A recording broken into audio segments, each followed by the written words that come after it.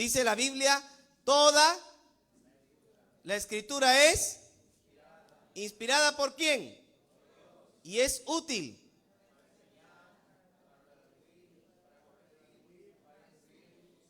¿A fin de qué? ¿Sea qué? Para toda buena obra. La Biblia dice que toda la escritura es inspirada. Ahora, cuando hablamos de toda la escritura, ¿a qué escritura nos estamos refiriendo? A la Biblia, a la palabra de Dios. Amén. No significa que toda la escritura también tiene que ver con Moby Dick. Toda la escritura tiene que ver con el Quijote. ¿Es así?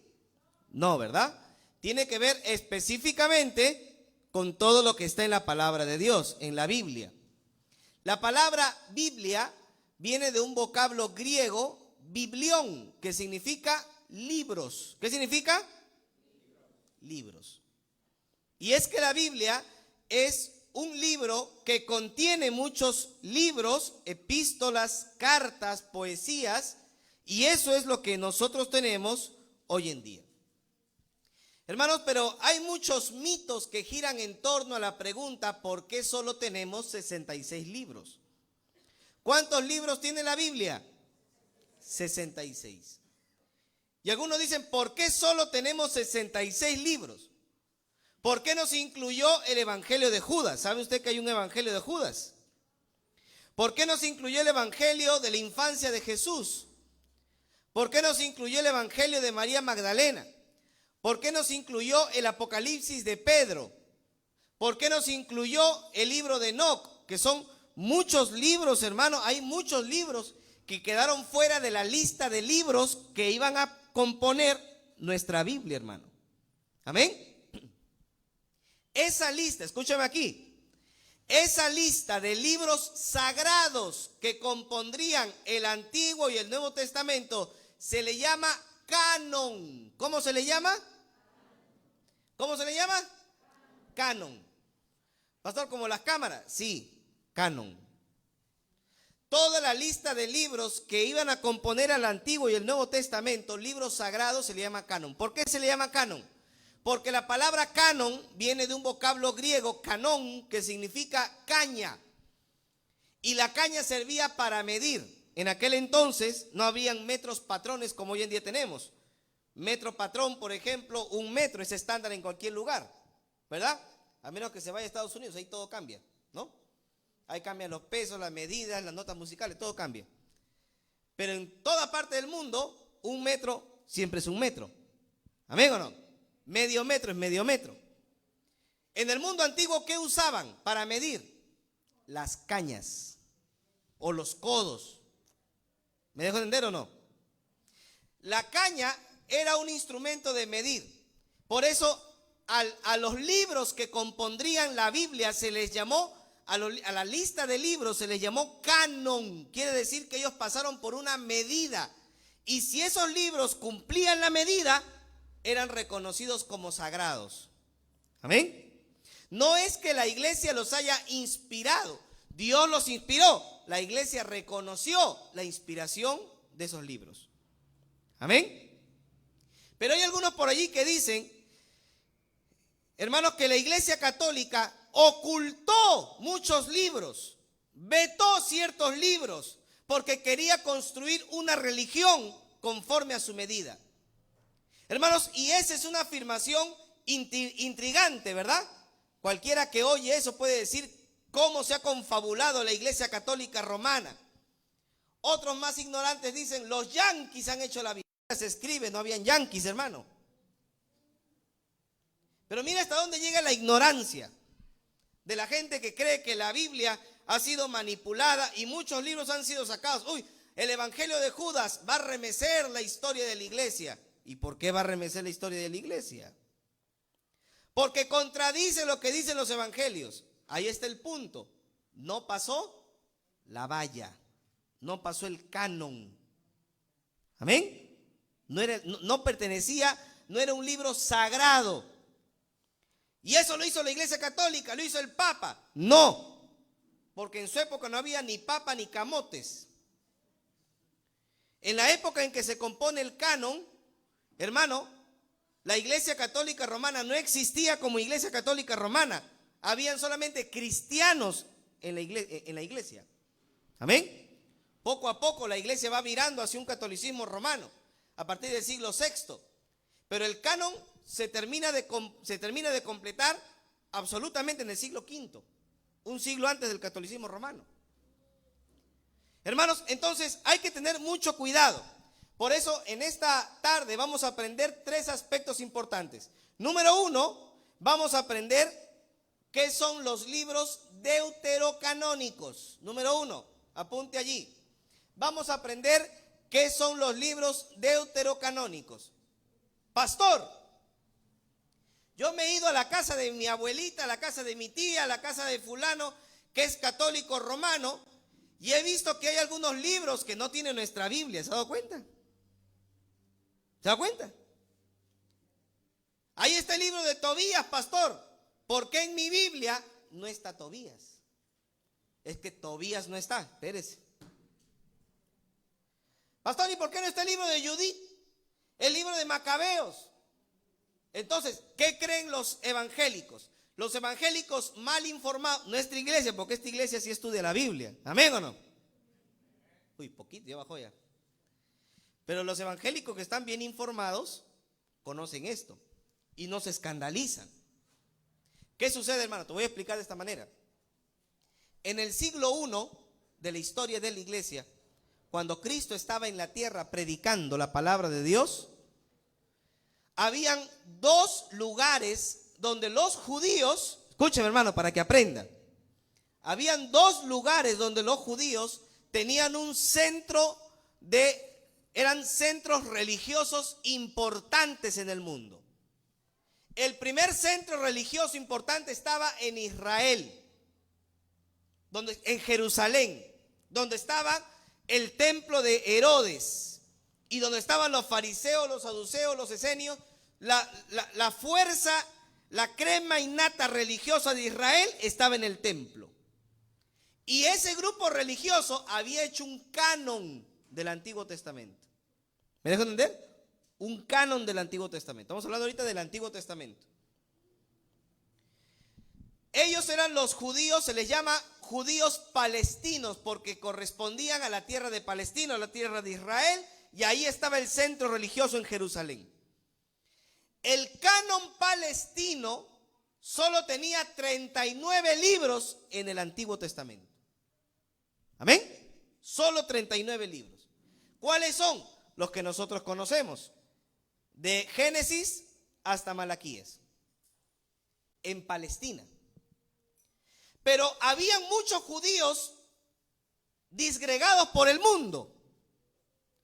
Y uno de esos lugares era Alejandría, al norte de Egipto. En Alejandría había una comunidad judía muy grande, hermano, muy grande. Y esos judíos, y era un centro cultural religioso judío muy importante en el mundo antiguo. Y allí también hicieron un canon. Usaron los 39 libros que tenían los judíos de Palestina, pero le agregaron otros libros que eran populares en su época. ¿Cuáles eran esos libros? Tobías, Judith, Macabeos, Sabiduría, Eclesiástico, Baruch. Y al libro de Daniel le agregaron 2, 3 historias. Al libro de Esther también le agregaron unas historias más. ¿Me dejo entender o no? Entonces, en la época de Cristo Jesús, ¿cuántos canon del Antiguo Testamento habían? 2 canon. El canon palestinense o el canon palestino, que solo tenía 39 libros y estaba básicamente escrito en hebreo, y el canon de Alejandría, que aparece en la versión griega del Antiguo Testamento, conocido como la Septuaginta. ¿Cómo se llamó? Septuaginta. La versión griega del Antiguo Testamento se llamó Septuaginta. Y allí estaban los 39 libros, más algunos libros agregados que eran de la cultura popular judía, pero no de Israel, sino de fuera de Israel. ¿Me dejo entender o no? Entonces, hermano, Sucede que en la época de Cristo habían dos canon, no había uno, habían dos. Y hasta tres, porque los esenios tenían también su propio canon, pero eso ya en otra historia les voy a contar. Entonces, ¿qué pasa, hermano? Los judíos de Palestina decían, este es el canon correcto. Pero los judíos de Alejandría decían, no, este es el canon correcto. ¿Me dejo entender o no? Entonces, había una disputa entre Jerusalén y Alejandría por los libros que eran considerados sagrados y no. Entonces, hermano, esto se termina luego de la diáspora en el año 70. Y básicamente los judíos de Palestina se impusieron en el canon sobre los alejandrinos. Se impusieron. Y desde el año 70 en adelante, la comunidad de Tiberíades, que era una comunidad rabínica, mantuvo solo los 39 libros que hoy en día nosotros conocemos. Pero los primeros cristianos predicaban la palabra de Dios y predicaban ¿en qué idioma? En griego. Y al predicar en griego, ¿qué usaban? La Septuaginta, que estaba escrita en griego. Pero la Septuaginta venía con yapa. ¿Sí o no? Entonces muchos cristianos que venían a la iglesia y leían la Septuaginta, también leían los libros deuterocanónicos. ¿Sí me dejan entender o no? Y creían durante muchos años, muchos cristianos de los primeros años de la iglesia han creído que estos libros eran inspirados. Porque cada vez que venían a la iglesia, abrían la Septuaginta y encontraban la yapa. ¿Me dejo entender o no? Entonces, ¿estos libros fueron agregados por la Iglesia Católica? No. Ya los cristianos de los primeros siglos lo usaban. Pero llegó un momento, hermanos, llegó un momento en la historia del protestantismo en que los protestantes tienen que decidir, los evangélicos tienen que decidir si van a usar la Biblia con los deuterocanónicos, o sea, del segundo canon. ¿Por qué se llama el segundo canon? Porque era del canon de Alejandría. O si ellos iban a usar el canon palestino que los judíos siempre han guardado durante más de 2000 años. Ahora, ¿cuál cree usted que fue la decisión de los protestantes y evangélicos? Evidentemente, seguir la tradición judía. ¿Sí me dejo entender o no? La tradición judía de Palestina. Pero en 1543, si no me equivoco, en el concilio... se me fue. En un concilio católico, el Papa reafirma que estos libros pertenecen a la tradición católica y se quedan en la Biblia católica. Entonces, ¿por qué se le conoce a estos libros como deuterocanónicos? Porque no corresponden a la tradición de Palestina, sino a la tradición de Alejandría. ¿Amén o no amén, hermano? Muy bien. Entonces, nuestra Biblia tiene, en el Antiguo Testamento solamente tiene 39 libros. ¿Por qué? Porque seguimos la tradición ¿de dónde? De Palestina. Pero los católicos romanos y algunas iglesias en el oriente, iglesias cristianas en el oriente, al usar la Septuaginta y la Vulgata latina, todavía tienen y preservan los libros deuterocanónicos. ¿Amén o no? Ahora, ¿estos libros son malos, hermano? ¿Estos libros son malos? ¿Me van a llevar a confundirme? ¿El diablo se ha metido en esos libros? No, hermano. Estos son libros populares de la cultura israelita. Por ejemplo, el libro de Tobías nos cuenta una historia popular de un ángel que se le acerca a un joven llamado Tobit y lo ayuda con su padre. Judith era una mujer judía que salva a su pueblo en la época de la guerra con Asiria. Primera y segunda Macabeos son libros de historia, históricos. Sabiduría, muy parecido a Proverbios. Eclesiástico también. Baruch es un libro añadido también, basado en la historia de Baruch, el secretario de Jeremías. Y las adiciones a Daniel y Esther también son anécdotas populares que se contaban sobre Esther y sobre Daniel. Ahora, ¿estos libros son malos? No son malos, hermano. ¿Amén? ¿Yo los puedo leer, pastor? Por supuesto que sí.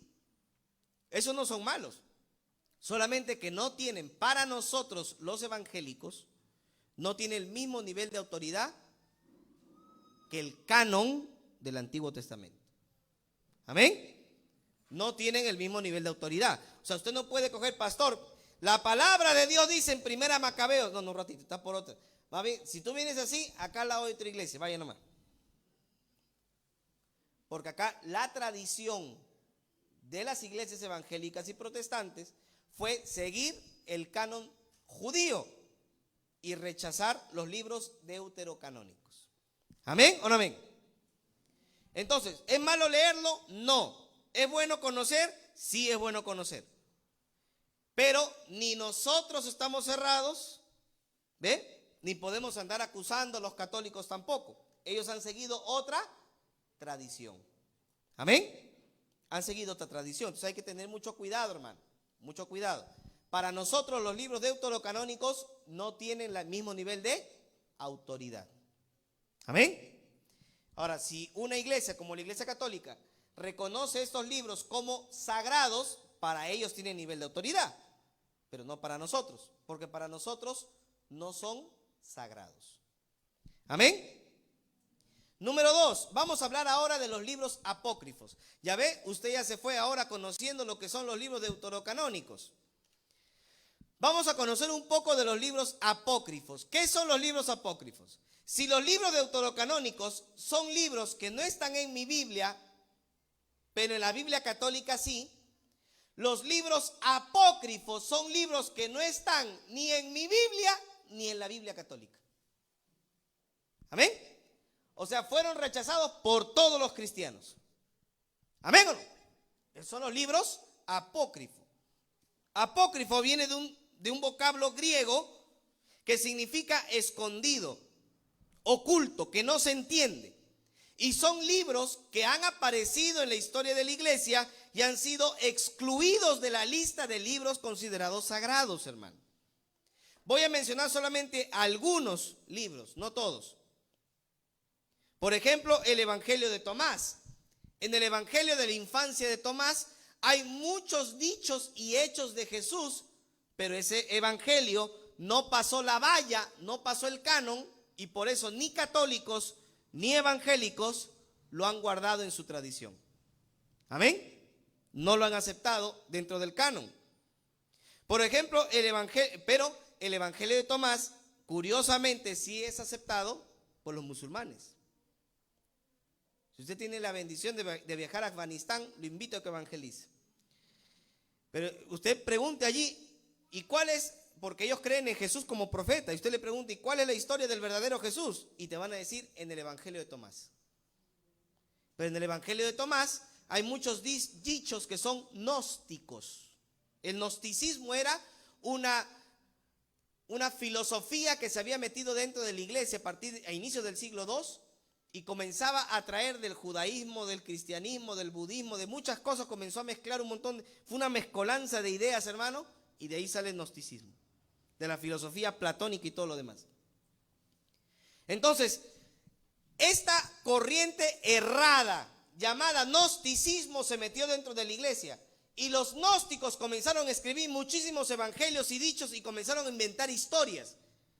Y en el siglo II ya habían muchísimos libros infestados de doctrina gnóstica. ¿Amén? Lo principal que decían los gnósticos, para que usted me pueda entender, ¿por qué es tan peligroso el gnosticismo? Lo principal que decían los gnósticos era que, según el platonismo, la materia es mala, el espíritu es bueno. Y si la materia es mala y el espíritu es bueno, Jesús no vino en carne, tuvo que haber venido en espíritu. Eso es lo que decían los gnósticos. ¿Me dejo entender o no? Ahora, cuando Jesús vino a la tierra, ¿Jesús vino en carne o en espíritu? Vino en carne. Pero los gnósticos decían, no puede haber venido en carne, porque la carne, la materia es mala, tuvo que haber venido en espíritu con apariencia humana. Eso se llama docetismo. Entonces, muchos de los evangelios y de los apocalipsis y de las cartas que escribían eran de tendencia gnóstica y tenían falsa doctrina. ¿Amén? Yo he leído muchos evangelios apócrifos, hermano. En mi juventud, en mi adolescencia, me daba por meterme y comenzar a leer y leí, hermano. Pero claro, ya me había leído la Biblia como 5 veces entera, de tapa a tapa. Y dije, ahora conozco la Biblia, vamos a leer el error, vamos a ver dónde está el error. Y me metí a leer, hermano, el Evangelio de Judas, el Evangelio de Tomás, el Evangelio de Apocalipsis de Pedro, el Evangelio de Pedro, los hechos de Pedro, de Pablo y Tecla. Y me quedaba horas de horas leyendo, identificaba. En el Evangelio de María Magdalena, para que usted se dé cuenta, en el Evangelio de María Magdalena, por ejemplo, en una ocasión, los apóstoles miraron al Señor y le dijeron, Señor, ¿y cómo esta mujer va a ser salva? Y el Señor dijo, ella va a ser salva. ¿Y cómo va a ser salva si es mujer? Porque en el gnosticismo el ser mujer era malo. ¿Cómo va a ser salva si es mujer? Y el Señor le responde en ese evangelio gnóstico de María Magdalena, yo la voy a convertir en hombre, le dice. ¿Se da cuenta de la tontería? ¿Cómo eso va a estar en la Biblia, por hermano? ¿Amén? O cuenta, por ejemplo, el evangelio de Tomás, que en una ocasión el Señor iba caminando y mientras iba caminando dice que los árboles se inclinaban y cogía arcilla y comenzaba a hacer palomitas y soplaba y volaban las palomas, dice, en la playa. Eso ya pasa de lo ridículo, hermano. ¿Amén o no? Entonces, cuando uno lee estos libros apócrifos, se da cuenta por qué no están incluidos dentro de la Biblia. ¿Amén? Porque hay mucha información que no es acorde a la palabra de Dios. ¿Amén? Y así hubo, hermano, la necesidad de hacer un canon en el Nuevo Testamento. En el Antiguo Testamento los judíos ya se habían encargado, pero en el Nuevo Testamento los cristianos estaban obligados a hacer un canon, hermano. ¿Y por qué? Porque habían tantos cristianos gnósticos que el cristianismo ortodoxo correcto estaba siendo atacado por el gnosticismo y había una lucha hasta de libros, ¿sí me dejo entender? Entonces imagínense que en los primeros años muchos cristianos piadosos leían el Apocalipsis de Pedro, leían el Apocalipsis y creían que era inspirado, leían el libro de Enoc, creían que era inspirado, y hubo mucha lucha en el siglo I por saber cuáles eran los libros correctos de los cristianos. Y ahí es, hermano, donde se ve la necesidad y empieza un proceso para seleccionar qué libros entrarían al canon del Nuevo Testamento, porque el canon del Antiguo ya estaba cerrado con la tradición judía, ¿sí me dejo entender? Pero el canon del Nuevo no estaba cerrado. Era necesario empezar el proceso en el siglo II.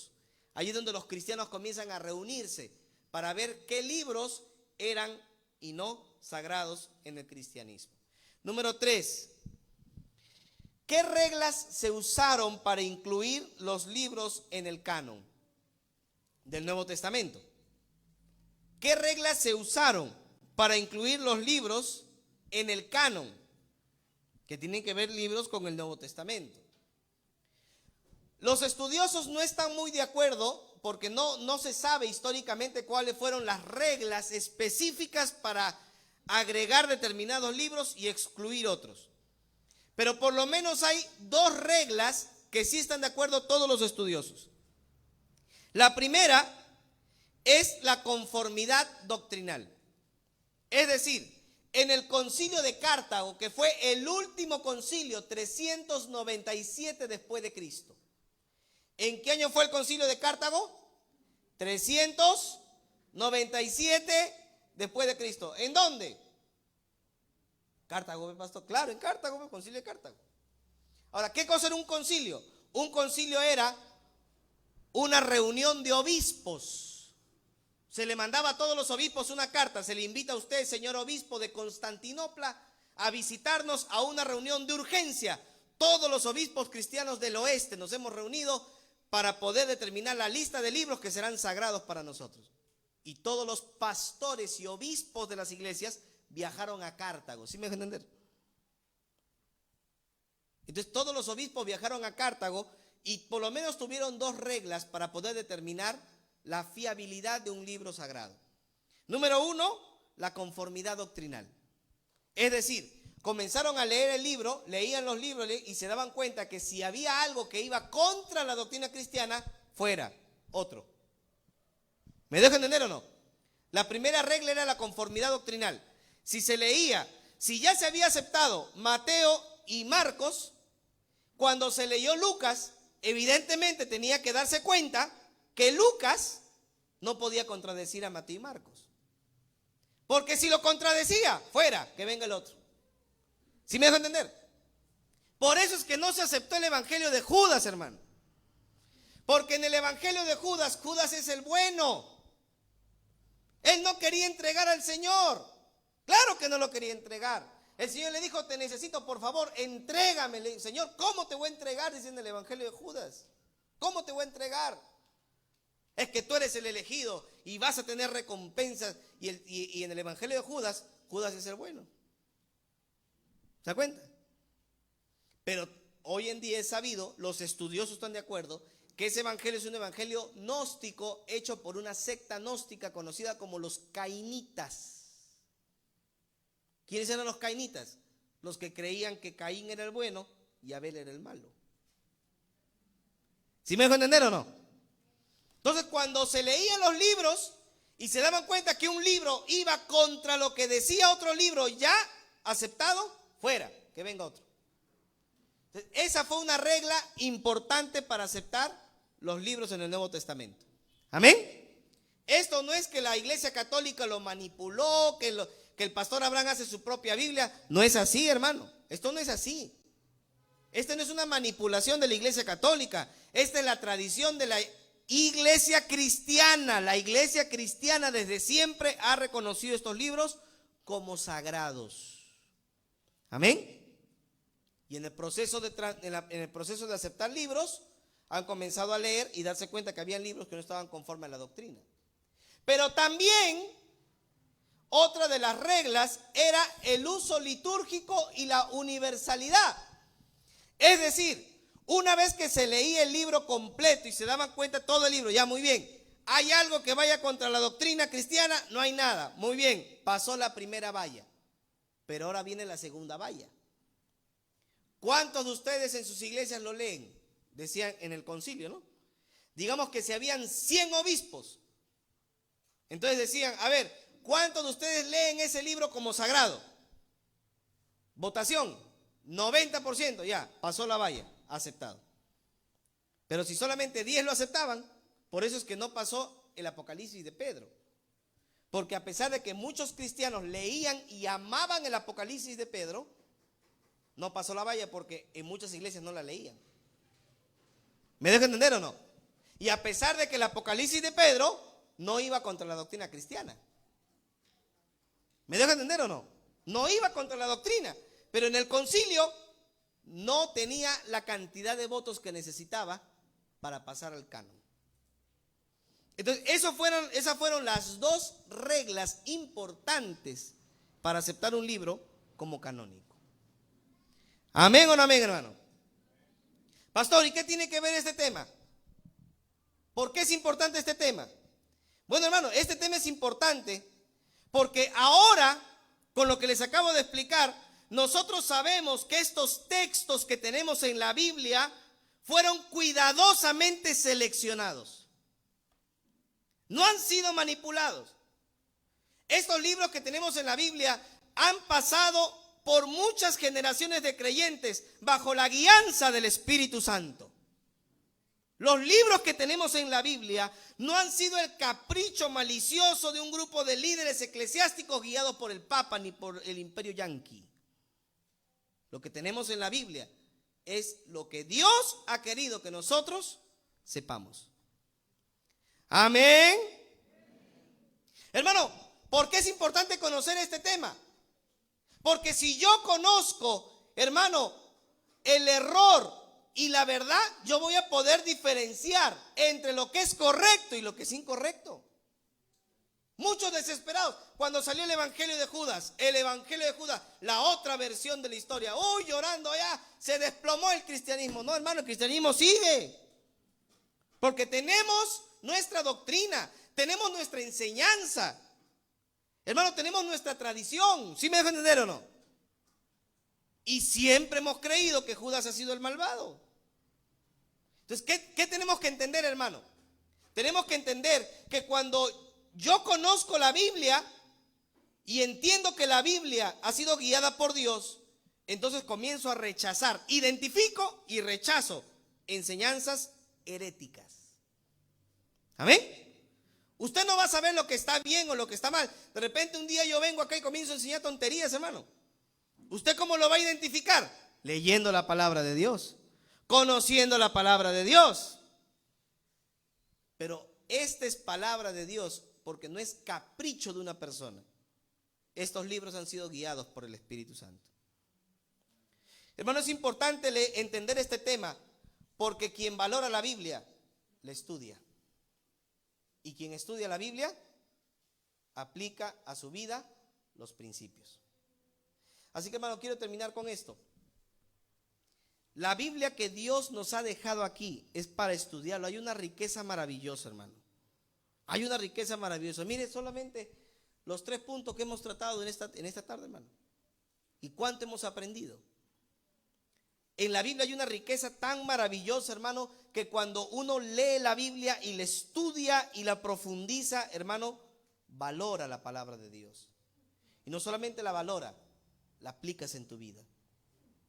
Hermano, Dios nos ha dejado su palabra para saber por qué camino andar. Si no tuviéramos la Biblia, no sabríamos qué hacer. Por eso el salmista dice: lámpara es a mis pies tu palabra y lumbrera mi camino. Hay mucha gente que dice: yo no sé qué decisión tomar en la vida. Lee la Biblia. Ahí está el principio para tu problema, para tu dificultad, para lo que estás atravesando. Quien valora la Biblia, aplica la palabra de Dios a su vida. Si tú valoras la Biblia, vas a vivir la palabra de Dios en tu vida. Y quien vive la palabra de Dios, siempre va a tener bendición, hermano. Amén. Vamos a orar. Señor, te damos gracias por tu palabra. Gracias, Señor, por tu palabra, porque ha sido buena para nosotros. Señor, ayúdanos a valorar tu palabra. Ayúdanos a vivir tu palabra. Ayúdanos a estudiar tu palabra, Señor, que ese mensaje traiga vida a nosotros. Nos ayude, nos impacte. Haga una obra maravillosa en nosotros. Solo tu palabra tiene el poder de transformarnos, Señor. Padre celestial, danos tu fortaleza para que al aprender tu palabra no solamente la conozcamos, sino que la apliquemos. Queremos conocerte más, Señor. Danos tu bendición. Te lo imploramos en el nombre de Jesús. Amén y amén. Bien, hermanos, amemos la palabra de Dios. Amén. Amemos la Biblia, que es la voz de Dios para nosotros. Bien, hermanos, vamos a tener un tiempo de Santa Cena en esta hora. Así que nos vamos a poner de pie rápidamente para tener nuestro tiempo de Santa Cena. Y en esta ocasión vamos a invitar a nuestro hermano Armando Loza, quien...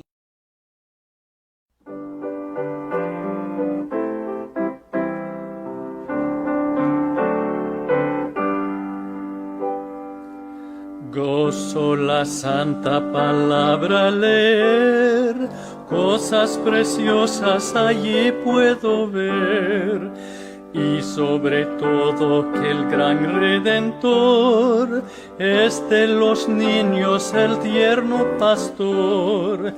Con alegría yo cantaré al Redentor, tierno pastor, que en el Calvario por mí murió, sí, por mí murió.